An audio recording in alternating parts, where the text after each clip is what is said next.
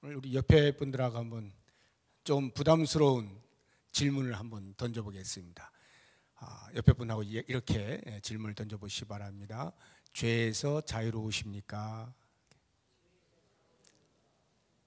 예, 서슴없이 하시는 분은 죄에서 자유로우신 분이거나 죄에 대하여 무감각한 둘 중에 한 분인데, 이러한 질문을 던지거나 받게 되면 아무래도 마음에 부담이 되죠. 죄로부터 늘 자유하기를 원하지만 그러지 못하는 자신의 삶을 볼 때 걱정스럽기도 하고 참 하나님 앞에 죄송스럽기도 하죠. 자, 그러면 이번에는 다시 한번 옆에 분들 보고 좀 격려하는 차원에서 죄를 이깁시다. 예, 이런 건 힘차게 이렇게 해줘도 됩니다. 죄를 이깁시다. 이렇게. 오늘 우리가 볼 말씀이 죄로부터 어떻게 승리할 수 있는가, 죄로부터 승리하는 자의 삶에 대해서 같이 생각을 해보려고 하는데, 요한일서 3장을 보시기 바랍니다. 요한일서 3장, 신약성경 390쪽 요한일서 3장 4절에서 10절입니다. 오 목사님,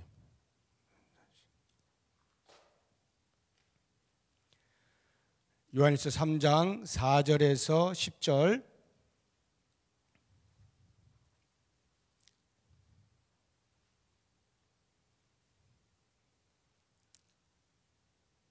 (390쪽) 예, 좋습니다. 자, 4절에서 10절까지 우리 한 목소리로 읽어보도록 하겠습니다. 죄를 짓는 자마다 불법을 행하나니 죄는 불법이라. 그가 우리 죄를 없애려고 나타나신 것을 너희가 아나니 그에게는 죄가 없느니라. 그 안에 거하는 자마다 범죄하지 아니하나니 범죄하는 자마다 그를 보지도 못하였고 그를 알지도 못하였느니라. 자녀들아, 아무도 너희를 미혹하지 못하게 하라.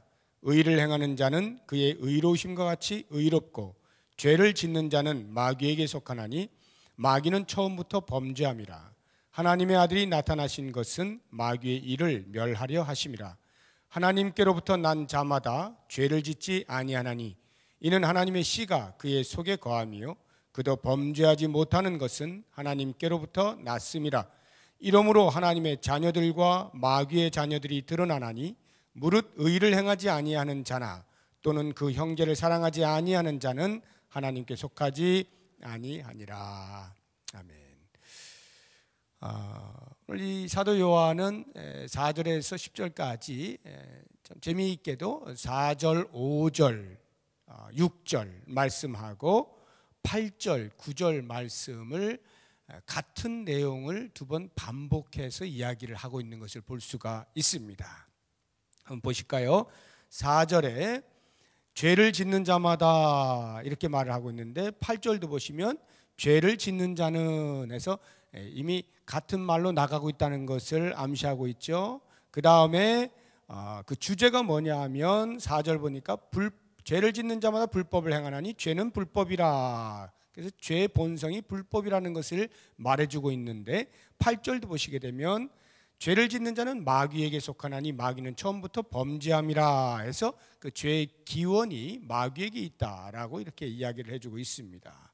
그리고 5절을 보시게 되면 그래서 예수님께서 이 땅에 오신 이유, 이 땅에 나타나신 목적이 무엇이냐라고 할 때 그가 우리 죄를 없애려고 오셨다라고 말씀하고 있는 것이고, 8절도 보면 뒷부분에 하나님의 아들이 나타나신 것은 마귀의 일을 멸하려 하심이라, 이렇게 같은 목적을 이야기하고 계십니다. 그래서 그 결론이 어떻게 되느냐 하면 6절 보니까 그 안에 거하는 자마다, 예수님 안에 거하는 자마다 범죄하지 아니하나니 범죄하는 자마다 그를 보지도 못하였고 그를 알지도 못하였느니라.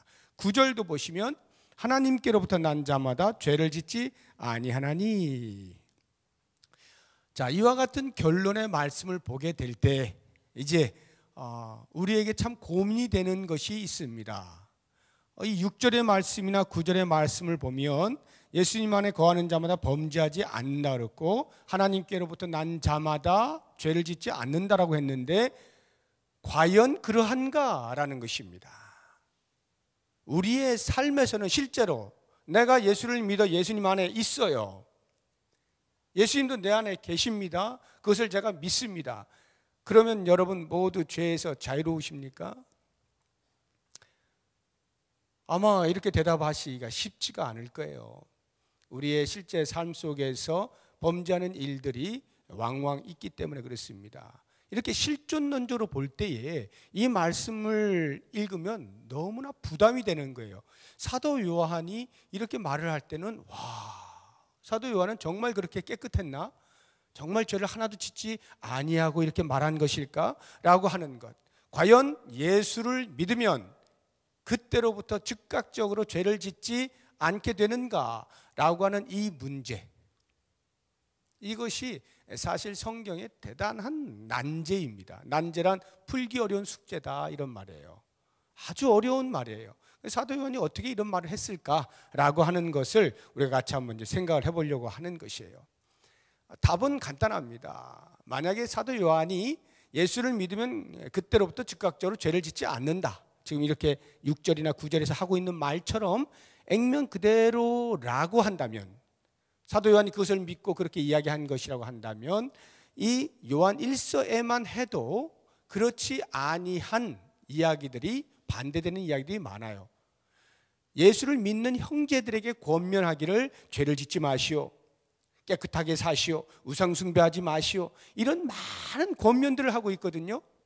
만약 예수를 믿어 죄를 짓지 아니하는 상태에 이르게 된다면 굳이 그러한 권면들이 필요가 없겠죠.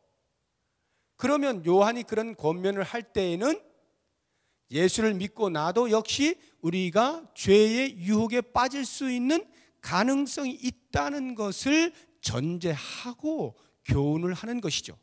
그런 면에서 볼 때 이 6절이나 9절에 있는 말씀, 그 안에 거하는 자마다 범죄하지 아니한다, 하나님께로부터 난 자마다 죄를 짓지 아니한다, 이 말을 액면 그대로 믿어버리면 어떤 우를 범하게 되느냐 하면, 언젠가도 제가 말씀을 드린 대로 요즘도 그 교리 가운데 완전 성화를 가르치는 그런 일부 그 분파가 있어요. 예수를 믿으면 완전히 깨끗해진다, 완전 성화에 이른다, 이렇게 가르치는 사람들이 있어서 사람들로 하여금 오해를 사게 만드는 것입니다. 자, 그래서 이런 부분에 대해서 이제 성경학자들이 이 말씀은 과연 사도 요한이 무엇을 뜻하는 것일까? 나름대로 학자들 나름대로 여러 가지 추정을 해 나가는 중에 대표적으로 제가 몇 가지를 소개하면, 하나는 이런 겁니다. 사도 요한이 이 말을 한 것은 고의적으로 죄를 짓지 아니하는 것을 의미하는 것이다, 이런 말이에요. 그러니까 하나님께로 난 자마다 죄를 짓지 아니한다라고 하는 말은 고의적으로 죄를 짓지 아니한다, 이런 뜻이라는 거죠. 일면 일리가 있습니다만은 또 다른 면으로는 또 약점도 있죠. 예를 들면 다윗과 같은 사람들 고의적으로 죄를 지었죠. 우리아의 아내를 취하기 위해서 우리아를 고의로 살해할 그런 어떤 계획들을 세우고 실행에 옮기지 않습니까? 이런 고의적인 죄들이 있을 수 있다, 이런 말이에요.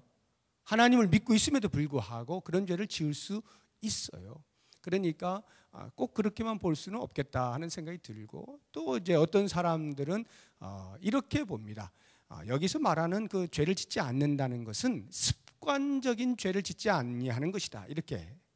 그래서 어떤 죄를 일시적으로 지을 수는 있지만 계속하여 그 죄를 짓지는 않는 것, 이렇게 이제 해석을 하는 사람들도 있어요. 이것도 상당히 일리가 있는 말씀입니다. 우리가 예수를 믿으면 죄에 대하여서 일시적으로 유혹에 빠져서 죄를 지을 수는 있지만 계속하여 그 죄에 머물러 있는, 습관적으로 죄를 짓는 것은 잘 하지 않죠. 그러나 이것도 역시 예수를 믿음에도 불구하고 습관적으로 죄를 짓는 경우가 있습니다. 그러다가 그 습관이 하나님의 은혜로 완전히 어떠한 그 상황에 의하여서 송두리째 뽑아져 나와가지고 그 습관으로부터 이제 해방되어져서 그 죄를 다시는 짓지 않는 이러한 사람들도 얼마든지 있을 수가 있어요. 그래서 다들 이러저러한 그 해석들이 일리는 있지만 다 맞지는 않아요. 우리 일상의 삶 가운데에서 참 이 죄라고 하는 것 다루기가 어렵습니다. 어떻게 생각을 해야 될까? 그래서 우리가 가장 이 문제를 가까이 접근을 하려면 무엇보다도 사도 요한의 마음을 읽어야 될 것 같아요. 그리고 당시에 요한의 이 편지를 받아든 성도들이 과연 이 사도 요한의 이 말의 의미를 어떻게 받아들였을까? 이런 것들에 대한 생각을 좀 할 필요가 있겠습니다. 저는 모르긴 몰라도 당시의 성도들은 요한의 이 편지의 내용에 대하여서 크게 지금의 우리처럼 어려움을 겪지 아니하고 그 의미를 받아들였을 것이라는 추측을 해봅니다. 그 추측을 하는 이유가 사도 요한이 이 말을 이러한 배경에서 했을 것이다 라고 제가 추측을 해보기 때문에 그래요. 그것이 뭐냐면 계속 지금 제가 말씀드리는 것입니다만 이 사도 요한 공동체는 지금 영지주의라고 하는 이단에 의하여서 계속적으로 교회가 공격을 당하고 있고 교훈들이 난무하면서 원래의 복음, 그들이 처음 들었던 그 복음으로부터 떠나려고 하는 일들이 공동체 안에 계속해서 있었다 이 말이에요. 그 영지주의자들의 잘못된 교훈이 영향을 많이 미치고 있기 때문에 사도 요한이 그것으로부터 성도들을 보호할 책무를 가지고 있었던 것입니다. 그 목적으로 이 편지를 쓴 것이고요. 그러다 보니까 지금 이 이야기는 그 영지주의자들이 주장하고 있는 잘못된 교훈에 대하여 직격탄을 날리고 있는 것이다 하는 겁니다. 그 잘못된 교훈이 뭐냐 하면 한편이 쾌락주의라고 하는 거예요. 영적으로 깨달음을 가진 사람은 이원론에 의해서 더 이상 육체의 어떠한 제약에 내 영혼이 손상을 입지 않는다 이런 말입니다.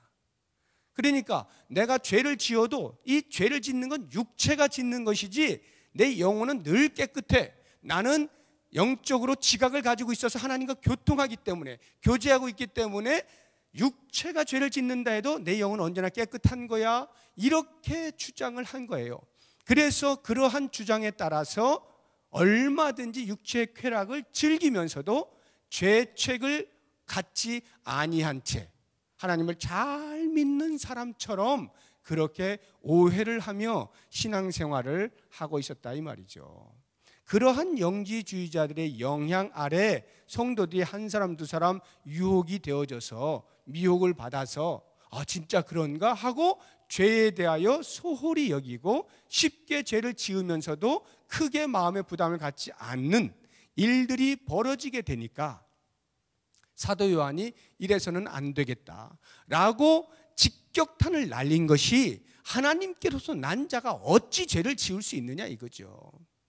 그 안에 거하는 자는 결코 죄를 지을 수 없다. 이렇게 단정적으로 그들의 잘못에 대하여서 지적을 하고 있는 것이다. 이러한 배경을 이해하게 되면 사도 요한의 이 말의 의미가 바로 그와 같은 상황에서 그들을 징계하고 그들의 잘못을 지적하기 위한 강한 어조로구나 하는 것을 이해하게 되고 그렇게 이해하게 될 때 이제 우리는 그러면 사도 요한이 이야기하고 있는 그 죄를 짓는 자라고 하는 이 말, 죄를 짓는 자마다 죄를 짓는 자는 이라고 할 때 이 죄를 짓는 자가 영지주의자들이고 그 영지주의자들이 과연 어떠한 상태에 있는 자인가를 우리가 보면 사도 요한이 말하고 있는 죄의 성격을 이해할 수가 있게 되는 것입니다. 자, 그래서 이제 이 사도 요한이 말하고 있는 죄 짓는 자에 대하여서 어떻게 규정을 하고 있느냐 하면 다시 4절을 보시고 죄를 짓는 자마다 불법을 행하나니 죄는 불법이라. 불법을 이야기합니다. 불법이란 법을 깨뜨린다 이런 말이에요. 법을 깨뜨리는 거예요. 자, 그 죄란 법을 깨뜨리는 것이다 라고 말을 하고 있고 죄를 짓는 자는 결국 법을 깨뜨리는 자다 이런 말이에요. 그럼 그 법이 무슨 법이냐?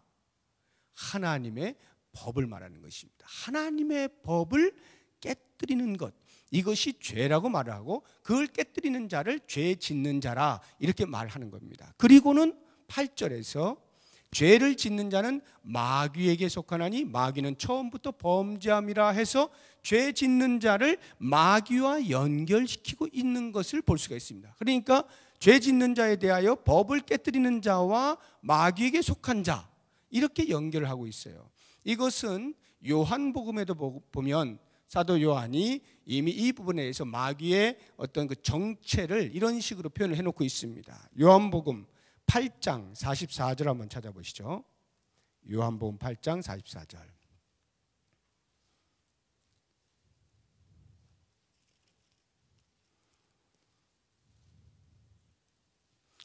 요한복음 8장 44절 160쪽. 우리 같이 한 목소리 읽어보겠습니다. 너희는 너희 아비 마귀에게서 났으니 너희 아비의 욕심대로 너희도 행하고자 하느니라. 그는 처음부터 살인한 자요 진리가 그 속에 없으므로 진리에 서지 못하고 거짓을 말할 때마다 제 것으로 말하나니 이는 그가 거짓말쟁이요 거짓의 아비가 되었습니다. 사도 요한의 정의입니다. 마귀는 처음부터 살인한 자고 거짓말쟁이고 거짓말쟁이의 아비다, 이렇게 말을 해요. 자, 여기서 보시게 되면 마귀는 곧 뭐다?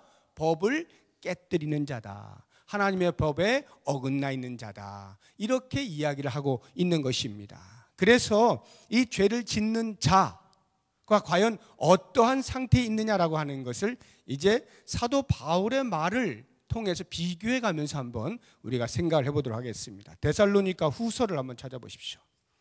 데살로니가 후서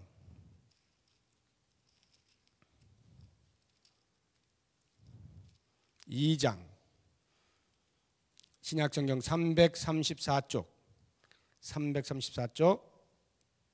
데살로니가 후서 2장 3절과 4절입니다. 3절과 4절 우리 같이 읽을 텐데 잘 생각하시면서 같이 읽어봅니다. 누가 어떻게 하여도 너희가 미혹되지 말라. 먼저 배교하는 일이 있고 저 불법의 사람 곧 멸망의 아들이 나타나기 전에는 그 날이 이르지 아니하리니 그는 대적하는 자라. 신이라고 불리는 모든 것과 숭배함을 받는 것에 대항하여 그 위에 자기를 높이고 하나님의 성전에 앉아 자기를 하나님이라고 내세우느니라. 여기에서 이제 우리는 사도 요한의 의미를 이제 추출해낼 수가 있는 것입니다. 보시죠. 3절.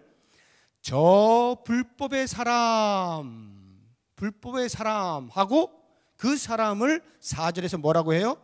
그는 대적하는 자라, 이렇게 얘기해요. 그래서 우리가 흔히 하는 말로 적그리스도라 말을 하는 것인데, 불법, 하나님의 법을 깨뜨리는 자, 하나님을 대적하는 자다라고 말을 하고 있고, 심지어는 뒤에 가서 하나님의 성전에 앉아 자기를 하나님이라고 내세우는 자라, 이 말이에요. 불법을 행하는 자, 죄를 짓는 자, 사도 요한이 말하고 있는 지금 죄를 짓는 자가 누구냐 하면은 바로 자기 자신을 하나님이라고 내세우는, 하나님에 대하여 대적하고 있는 자다, 이 말입니다.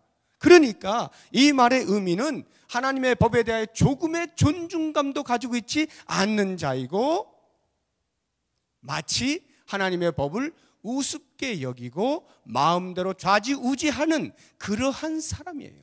이러한 사람을 가리켜서 사도 요한이 죄 짓는 자라 이렇게 규정을 하고 있는 것입니다. 시편 1편에 보시게 되면 복 있는 사람은 악인들의 꾀를 따르지 않냐고 쭉 나오죠. 저는 시냇가에 심은 나무가 철을 따라서 열매를 맺는 것 같이 뭐 이렇게 쭉 나오지 않습니까? 반대로 4절에 보면 악인은 그렇지 않으며 하고는 그는 마치 바람에 나는 겨와 같다라고 표현을 하고 있는 것입니다. 의인은 시냇가에 심은 나무처럼 때를 따라서 철을 따라서 열매를 맺지만, 악인은 마치 바람에 나는 겨와 같다, 뿌리가 없다, 이 말이에요. 그냥 훅 불면 아무데나 날아가서 근본이 없다, 이런 말입니다. 이것이 악이에요. 마귀에게서 난 자, 죄를 짓는 자, 사도 요한이 말하고 있는 죄 짓는 자는 결국 하나님을 대적하고 있는 자다, 이런 말이죠. 그래서 우리가 이 죄를 짓는 자만 그 안에 있는 자마다 죄를 짓지 아니한다라고 하는 이런 말들에 대하여서 지금 내가 죄를 짓고 있는 이 부분에 대해서 나는 어떻게 이해를 해야 될 것이냐? 그럼 내가 예수를 안 믿는다는 말인가? 내가 예수를 안 믿는 사람인데 믿는 것처럼 좀 착각하고 있는 것인가? 이러한 고민들이 바로 이 말씀의 이해를 통하여서 좀 깨끗하게 정리를 해야 되는 것입니다. 요한이 지금 이야기하고자 하는 이 죄 짓는 자의 정의는 바로 이와 같이 하나님을 대적하여서 하나님의 법을 우습게 알고 하나님의 법을 어기는 것을 기뻐하고 전혀 존중하는 마음이 없는 하나님의 대적자를 가리키는 거예요. 그렇다고 하면 우리 성도된 자는 적어도 성도된 자가 그러는 사람은 없잖아요. 누가 성도로서 하나님을 대적하여서 내가 하나님이야 이러는 사람이 어디 있어요? 그건 성도가 아니죠. 누구나 아는 거예요. 그 이야기는. 적어도 성도는 죄를 만약 짓는다고 하면 그 죄에 대하여 아픈 마음을 가지고 있는 것입니다. 괴로운 것이에요. 부담감을 갖는 것입니다. 그래서 어떻게든지 이 죄로부터 이기려고 하는 애씀이 있게 마련이죠. 이게 자연스러운 성도의 모습이다라고 하는 것입니다. 자, 그렇다고 한다면 이제 우리의 죄를 이기고 지고 하는 가장 근본의 문제, 그러니까 하나님께로 난 자마다 죄를 짓지 아니한다라고 할 때 이 죄로부터의 승리, 하나님께 난 자가 갖는 죄로부터의 승리라고 하는 것은 내가 무엇을 하고 안 하고에 따라서 결정되어지는 것이 아니라 이미 내 나무가 시냇가에 심겨져 있는 이 자체로 영양분을 빨아들이는 이것이 죄로부터 승리예요. 이미 우리 가운데 그리스도로 말미암아서 그리스도께서 우리에게 죄를 없이 하려고 나타나셔서 우리를 위하여 십자가에 못 박혀 죽으신 그 사건 자체 안으로 들어와 있는 우리는 이미 죄로부터 승리를 한 사람들이에요. 그럼에도 불구하고 우리의 현실에서 죄를 이겨내지 못하고 있는 이것들에 대해서는 과연 우리가 어떻게 이해를 할 것이냐? 그리고 그 죄들은 어떻게 극복할 수 있을 것이냐? 이제 이 문제를 이 밤에 우리가 좀 고민을 해봤으면 좋겠는 것입니다. 갈라디아서 5장 17절에 보면 육체의 소욕은 성령을 거스르고 성령은 육체를 거스러서 이 둘이 항상 그 안에서 서로의 원함을 막는다. 이렇게 이제 이야기를 하고 있습니다. 여기서 이 육체라고 하는 거, 육체의 소욕은 성령을 거스르는데 육체가 과연 뭐냐 할 때 우리 옛사람, 우리 옛성품 또는 겉사람 이와 같은 그 육체라고 하는 것은 죄 쪽으로, 죄가 있는 쪽으로 달려가려고 하는 강력한 어떤 힘을 말하는 것이에요.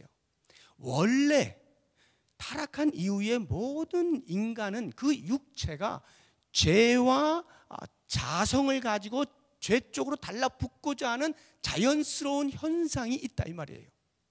바로 그 부분에 대하여서 예수 그리스도가 그것을 끊어내고 우리로 하여금 죄로부터 돌이켜서 하나님의 자녀로서의 나라 안에 들어와 의와 화평을 좇으며 살아갈 수 있도록 만들어 주셨어요. 그럼에도 불구하고 아직 우리 몸은 속량을 받지 못하였기 때문에 그리스도 다시 오신 그날에야 우리의 몸이 완전히 속량을 받잖아요. 그래서 영화의 자리에 오르지 않습니까?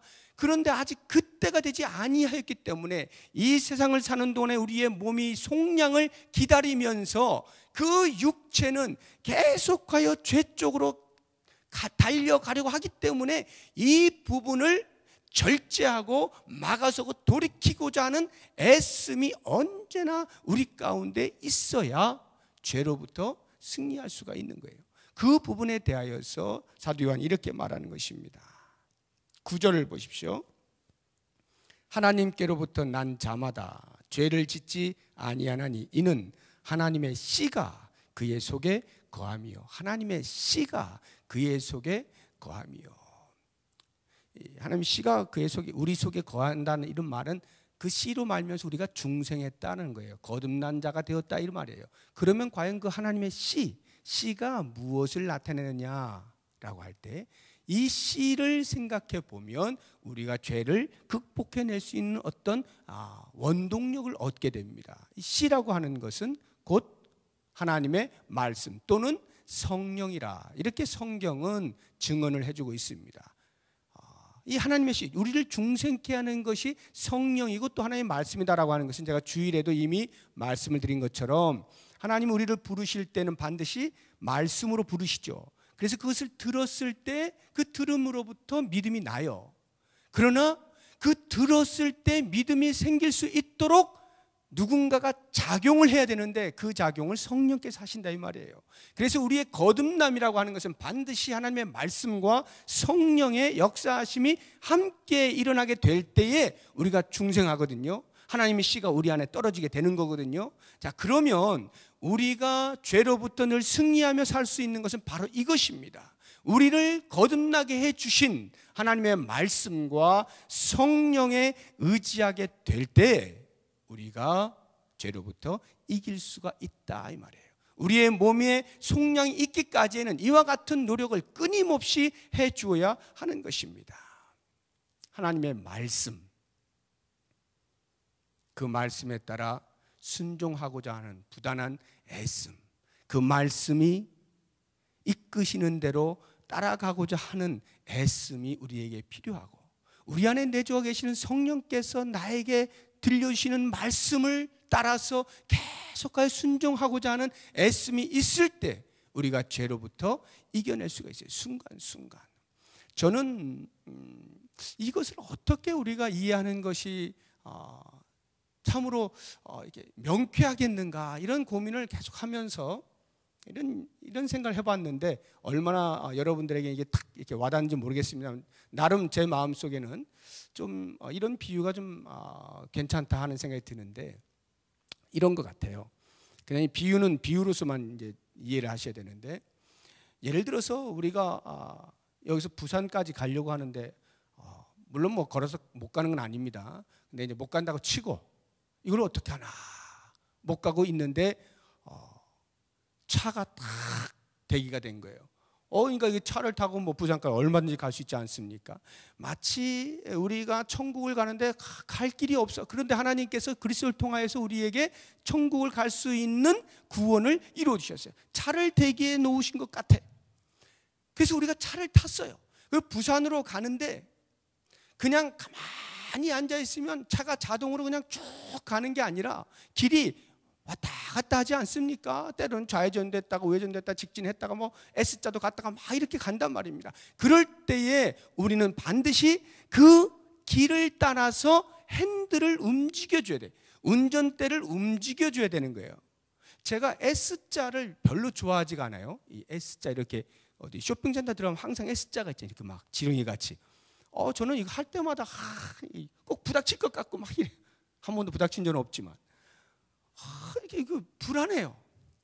S자를 굉장히 싫어하는데, 여러분 S자를 운전할 때 운전하시는 분들 잘 생각해 보세요. 차를 타서 운전을 딱 하고 가면은 곧바로 쇼핑센터 가는 게 아니라 그 S자를 통과해야 되잖아요. 갈 때 S자를 왼쪽으로 꺾을 때 핸들을 쫙 꺾습니다. 꺾고는 그것을 그대로 잘 잡고 가야만 S자를 따라 이렇게 가는 거예요. 만약에 운전대를 놓으면 어떻게 됩니까?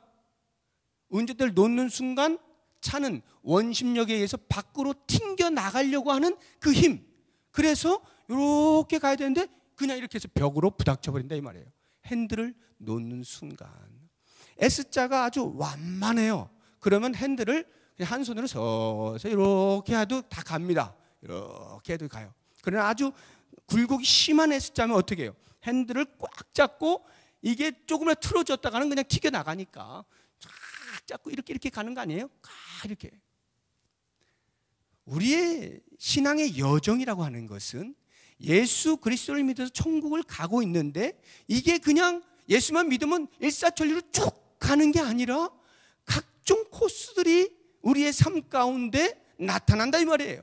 그때에 우리가 예수 그리스도 안에 있지만 마치 운전대를 잡고 S자를 돌아야 하듯이 우리가 언제나 하나님의 말씀과 성령에 의지하여서 우리의 밖으로 튀겨 나가려고 하는 그 자연스러운 힘으로부터 절제하고 견디어내고 이기고 핸들을 꽉 붙잡고 가주어야만 우리의 목적지에 도착을 할 수 있다 이 말이에요.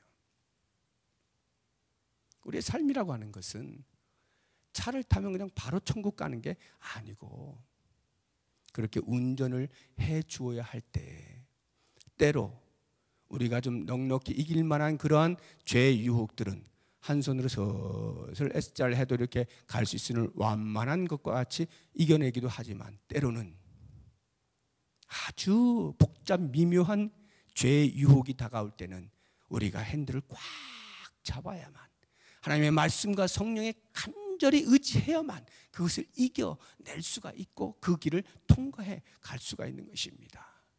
저는 오늘 제가 말씀의 제목을 죄로부터의 승리라고 이렇게 말씀을 드렸는데 죄로부터의 승리 과연 어떻게 하느냐, 이미 그리스도께서 이루어 놓으신 그 승리를 우리의 육체의 속량이 있기까지 그것을 그대로 누리기 위해서는 하나님의 말씀과 성령의 절대적인 순종과 인도함을 받아서 자연스럽게 우리의 육체가 밖으로 튀어나가려고 하는 죄 쪽으로 가려고 하는 그 모든 습성들을 절제하고 하나님께서 보여주시는 그 길을 따라서 말씀과 성령에 의지하여 따라가게 될 때 우리가 마침내 하나님께서 예배해 놓으신 놀라운 구원의 종착역 하나님의 나라에 도달을 할 수가 있는 것입니다.